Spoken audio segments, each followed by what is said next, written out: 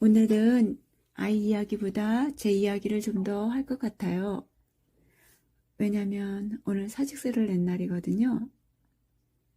저는 아이를 이해하려고 특수재활을 공부했고 말을 가르치려고 언어치료도 공부했어요. 그리고 사회복지에 관해서도 관심이 있어 그것도 공부했습니다. 사실은 아이를 위해서였지만 직업을 갖기 위한 목적도 있었어요. 제가 일을 해야 하는 처지였으니까요. 저는 미국으로 이민을 갔다가 혼자 아이를 데리고 한국으로 왔습니다. 그때 인생 파트너가 먼저 저 세상으로 간 뒤였고요. 제가 벌어서 어머니, 아이, 저 그렇게 세 사람이 살아야 했는데 특별히 잘하는 게 없었어요.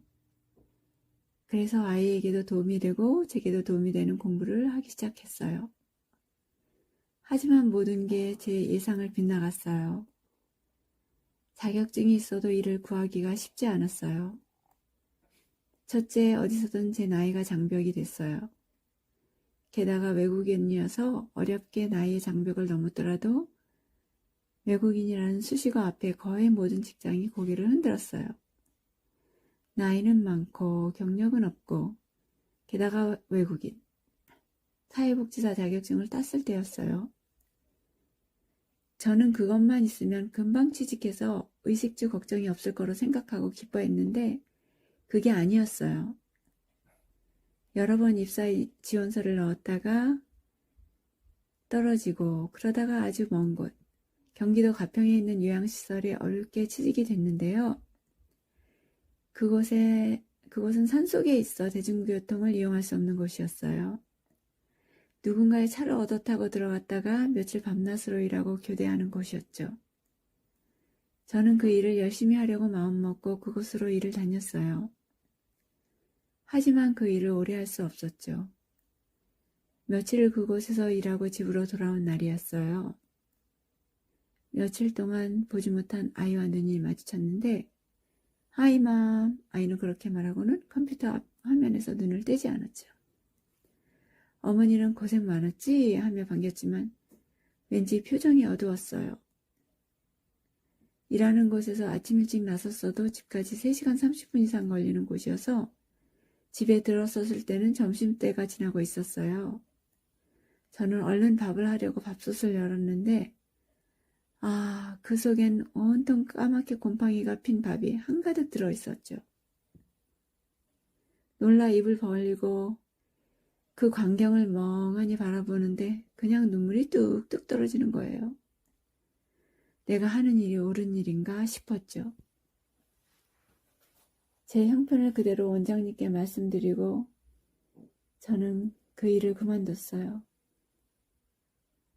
어렵게 다시 찾은 일은 자격증과는 상관이 없는 일이었고 힘이 덜 들었지만 세 사람 살기엔 수입이 부족했죠. 뭔가 전문적인 일을 하려고 다시 공부했어요. 언어 제열사가 되어 내 아이도 가르치고 돈도 벌려는 욕심으로 공부를 시작했지만 쉽지 않았어요. 아이를 놔두고 밤에 책만 들여다보는 일도 쉽지 않았고 공부하는 일도 쉽지 않았어요. 집안에 불이 켜지면 늘 내 곁을 맴도는 아이 때문이었죠. 그러다가 뒷날 언어 제열사가 되어 치료사로 일했어요. 그런데 처음엔 괜찮다가도 차츰 치료 아동과 친숙해지면 제가 치료실에서 아동과 놀다가 문득문득 제 아이의 이름을 부르곤 했어요. 마치 옛날 내 아이와 놀던 때로 돌아간 듯 했어요. 그럴 때마다 깜짝 놀라 치료 아동에게 미안했고 치료 도구를 만드느라 말을 걸 때 기다리라고 밀어냈던 내 아이에게도 미안했어요. 그래서 며칠을 생각했어요. 내가 오랫동안 할 수 있는 일을요. 나이가 들어도 되고 자격증이 없어도 되고 아이에게 미안하지 않고 함께 할 수 있는 일을요. 제가 잘할 수 있는 일이 뭔가 한 가지는 있을 테니까요. 그리고 또다시 새로운 일을 시작했어요. 장애인 활동지원사였죠.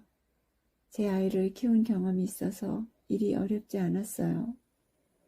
그런데 센터 사정으로 그 일을 오래 할 수 없게 되었죠. 이제 다른 길을 다시 찾아 떠나야 해요. 제 아이도 언젠가는 홀로서겠지요.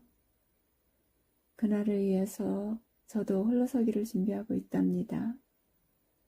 아이가 없어도 외롭지 않게요. 새벽이 밝아오듯 그렇게 조용히 다가오겠죠. 그날이.